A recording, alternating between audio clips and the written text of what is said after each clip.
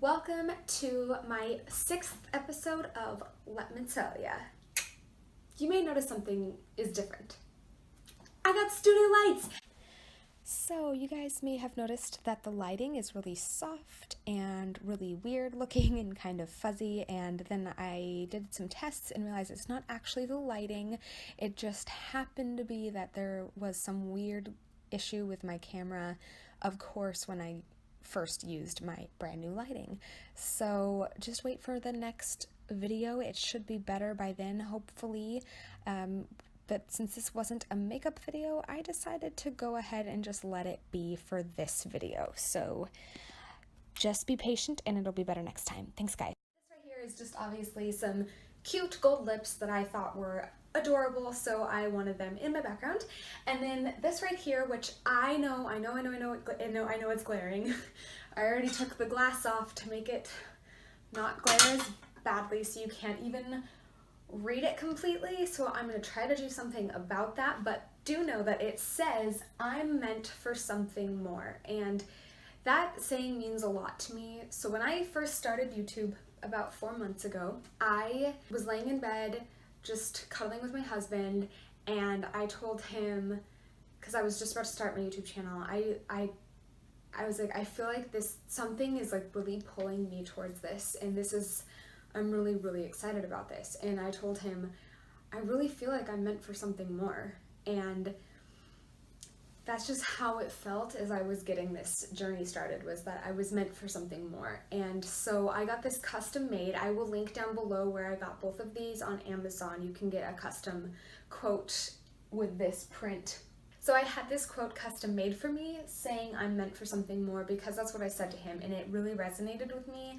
And ever since then, that's been like almost like a mantra for me, is like I am meant for something more. And the idea behind that is not just like I'm meant to get YouTube famous, or I should be like the biggest star ever. That is not at all what it means. It just means that I just felt like there was something out there for me to do, and I was being pulled. And when I decided to start my YouTube channel, I felt that pull ease up a little bit, which told me that I was going in a good direction for myself. But I also want this quote to mean for myself. Whenever I see this, I'm meant for something more, I want to remember that it never stops. You never stop learning, you never stop growing, and you never stop moving forward. No matter what you do, no matter where you're at in life, you're always meant for something more. And that's what I'm trying to think about myself, is no matter where I'm at, no matter how far I've gotten, no matter what I've done with my life, I'm meant for something more. And it's kind of an encouragement to keep going, to keep pushing, and to keep trying no matter what I do. And also to remember that it's up to me. I am meant for something more, and only I can make that happen. So that is what that is about. I have one more decoration coming that's going to be going above my head. And like I said, I'm going to try to do something about this so that it is not glaring, so that you can read it. Without further ado, you guys, let's get right to the episode of Let Me Tell Ya. So for those of you who are new to my channel, first of all, thank you for joining, and please subscribe before you leave by hitting the tempting red button right down below my video. Also, Let Me Tell Ya is a storytelling segment where I tell you funny, sad, embarrassing, real stories about me growing up, my experiences with dating and boys, and also some social stuff kind of thrown in there, like with friends and everything. The point of it is to get a chuckle out of you, get a good cry out of you, or teach you something, or sometimes all three. So why don't we get right into episode 6? As you saw by the title below my video, this is that stereotypical quarterback crush. I am talking the storyline that is basically in every teen movie ever, is like the super hot jock popular boy, and the kind of, not loner, I wasn't really a loner. I was on dance team, but I wasn't like super popular. We'll just put it that way. I was not super popular. And I was kind of like really awkward when it came to boys, and I had that crush on the quarterback. So I knew of him all the way through junior high because we were in the same grade, and he was in fact like the quarterback on our football team and at my junior high. And when 9th grade comes around, oh my god, he's in my homeroom. He's in in my homeroom. I don't think I told you guys, but I am calling him Lucas. So Lucas was in my homeroom. I was so excited, and on the first day of school I tried to look so pretty and sophisticated. I don't know why I was going that angle. So he was in my homeroom, and he was also in my history class. We had a world history class, and he sat right in front of me. I am talking Aaron Samuel's status, you guys. And I talked to him a lot. He would turn around and talk to me, and the first few days of school goes by, and I remember one memory. We're sitting in homeroom and I'm talking to a friend, and she says something to me, and I make a silly face. Like, it was not cute. It was something like not super cute. And right as I did that, I looked over, and Lucas had been looking right at me, and he did one of these, like, you think everything is about you at that age, and that you are the cause of everything negative that happens. So I was like, I ruined it. It's over. No way I'm dating the quarterback now. Lucas was the kind of guy, the kind of popular dude. It was just like a movie, you know? He walks down the hallway, he has surrounded by pretty girls and all his jock friends, and you just watch him walking by like...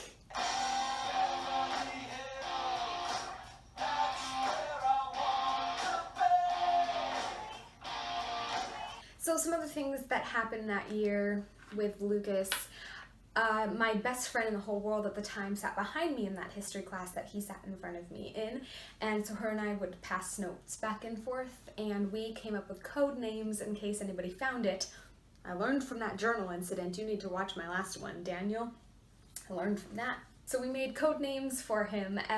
We called him Pop Star, and it does have something to do with the fact that he was like kind of famous in our school, you know, and also something about his real name, which I'm obviously not going to reveal, but that's why we called him Pop Star. So that was really fun. We'd like write about Pop Star in this journal. We would talk about how like I was going to get him to fall in love with me, and I would kiss him, and it would just be just like the movies, just like I was saying, like any typical teen movie, like the quarterback crush is going to fall in love with me. Just you wait.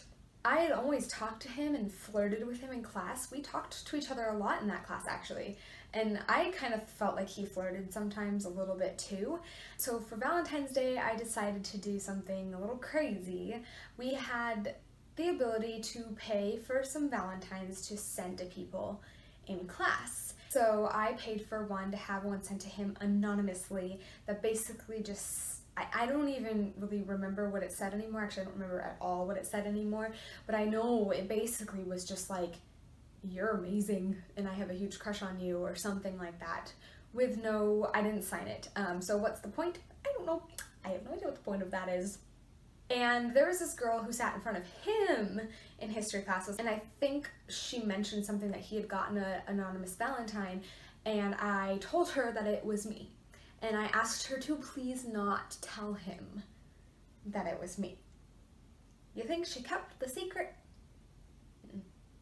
Nope. So I don't exactly remember how it happened, but I think he just turned around like the next day or something and said to me like, so I hear you're the one that got me that Valentine. And I was like, yep. And he was like, I had no idea you had a crush on me. So dense. And that was about it. I really thought like once he found out that I had a crush on him, that something would happen, something magical would happen, like confetti would fall from the ceiling and he would like grab me and give me like the biggest movie star kiss of my life. No, he just was like, oh, I had no idea you had a crush on me. And then things went on like normal. Like he kept talking to me like he always did. It didn't scare him off. It didn't make him stop talking to me. Certainly nothing came of it. Well, let me move on through the story a little bit. A little bit later after, so he knows I have a crush on him now. This is no secret anymore. He's well aware that I like him. And one night I have a dream about him. Stop it, you dirty birdie, not like that. The dream was really simple. Basically, for some reason I was in the men's locker room, and no, again, not like that. I was just in there, and he like ran out or something. This was a long time ago, so I don't remember the dream that well, but I remember it was something to do like that. We were both in the men's locker room for some reason, and he like ran away instead of like telling me to leave. It was something like that, and I told like 2 people about this, close friends of mine, and before I know it, here comes Lucas and his posse, like walking up to me with Lucas leading the pack, and he's like, "So I hear you had a dream about me." And I was like, it wasn't like that, I swear. And I'm like scrambling, I'm talking so fast. I'm like, it was a thing, and he was in the locker room, and he was like, oh, okay.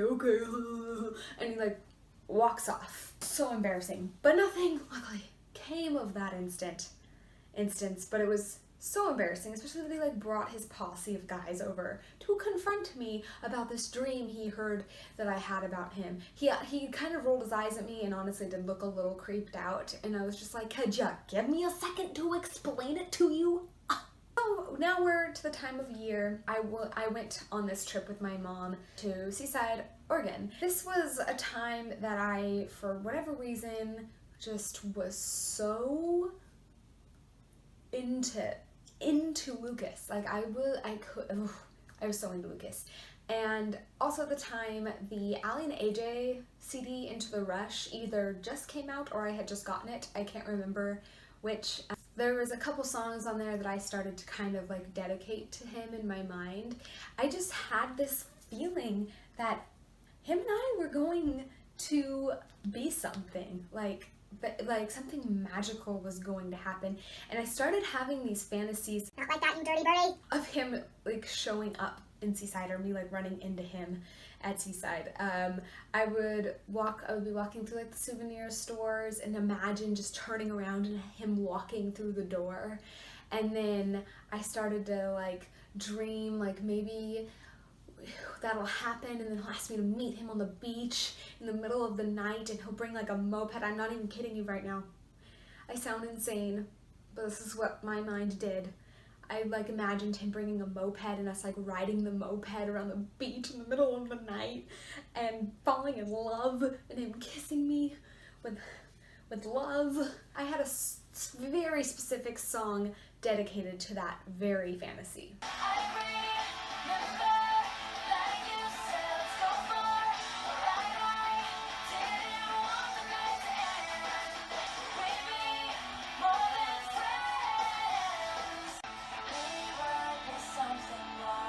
Isn't that perfect? I mean, no matter how crazy I sound to you right now, how perfect is that?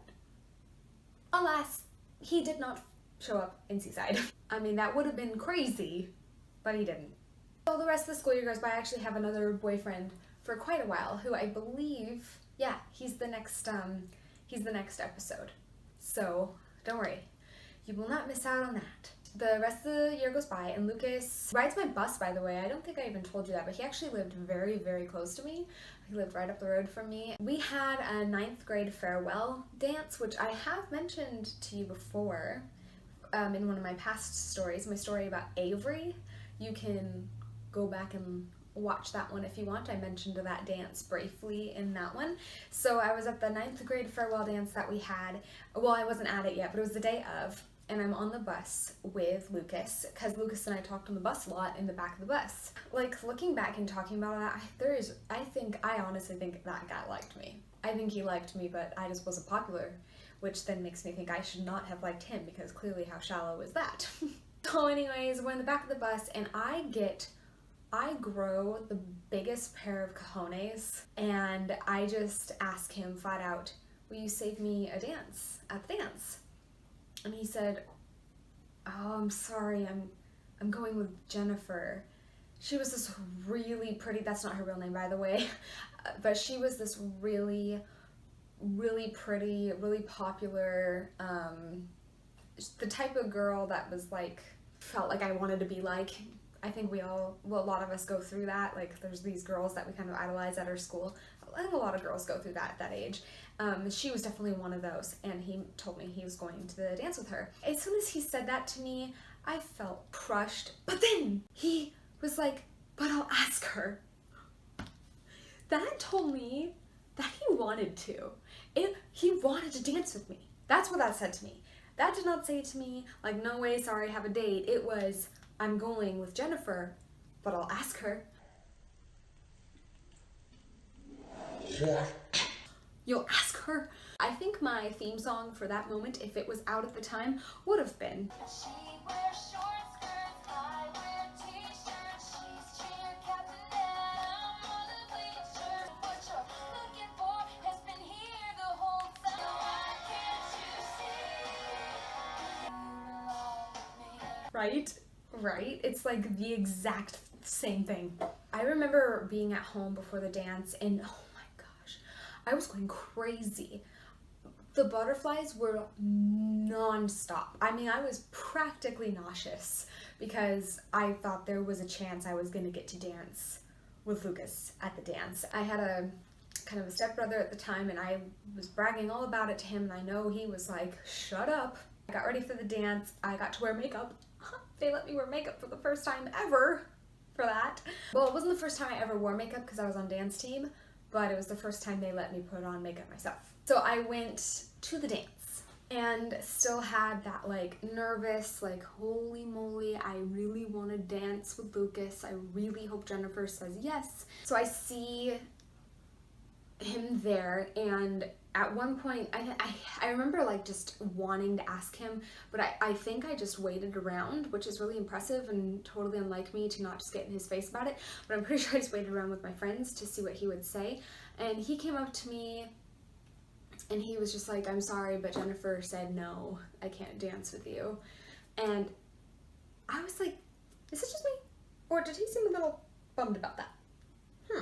And I was just like, oh, okay, that's all right. And he was like, I'm sorry. And just kind of went on his way. And I figured, well, that's it. Jennifer said no, and I'm not gonna get to dance with him, and it's over, and we're about to go to high school, and there's gonna be about 3 times the amount of girls, so it's all over for me. So I just decide, since he said no, to go enjoy the dance with my friends. So I'm dancing with some friends, and then all of a sudden, a slow song starts. Pretty great one. And Lucas comes up to me, taps me on the shoulder like a flippin' movie and says, she changed her mind. I look at him like, what? You mean to tell me that I get to dance with like the most popular guy in school to not only an amazing slow song, but like the slow song?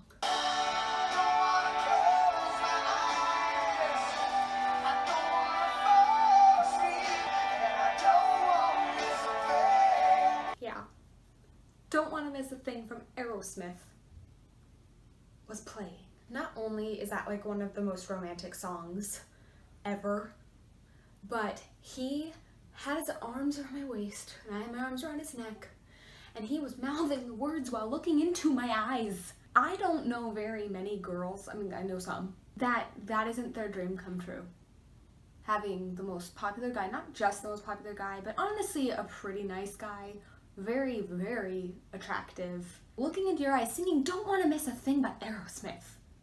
It was a dream come true. Some guy comes by while we're dancing and he's like, yo, where's Jennifer? And he was like, hey, this is my girl. And he like pulls me closer. As if it didn't get any better. I about died. Everything was perfect.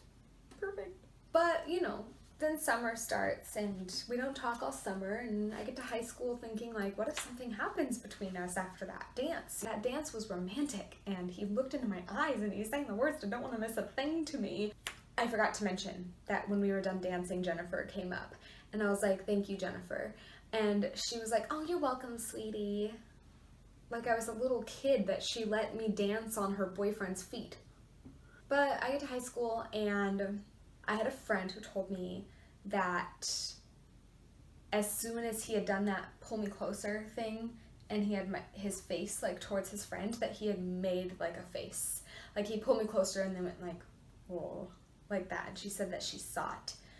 But looking back now, that is the same friend who told me something about Daniel, which you'll have to go listen to that one to know what I'm talking about, and you'll understand why I don't exactly trust her. That is actually about it. It was definitely like this thing with Lucas where If I ever saw him, we said hi to each other, we walked by each other in the hallways, we always like said hi. It was never, nothing ever came of it, but we were always cordial with each other, and I never ever felt like this was a person who didn't like me. And we went up to college, and that's that. I know he was playing football and then he injured his knee. That's the last I ever heard about what he was doing, and I feel so bad for him. I hope everything is going well for him. But I got my Prince Charming now. It was fun to have my quarterback crush and fantasy kind of played out though back then. It's just kind of fun that I got to have that experience. Hashtag no regrets. That is my story of Lucas, the stereotypical quarterback crush that has a setup just like any teen movie. It just didn't end that way. Like, I didn't end up with him. I'm just kidding. I'm fine with it. And my next episode will probably be either later this month or early next month, and it will be revisiting a guy I talked about very briefly before named TJ. I talked about him in my 6th grade love-in video very, very briefly, kind of as a teaser. So we will get back to his story officially next episode. Thanks for coming, you guys. Please subscribe by hitting the tempting red button down below the video, and give a thumbs up if you like my storytelling segment, Let Me Tell Ya. Let me tell ya! Alright, you guys, thanks so much for coming. See you later. So I had this quote questum. So I had this quote, I almost said questum again. Was right. 2. None other song, no.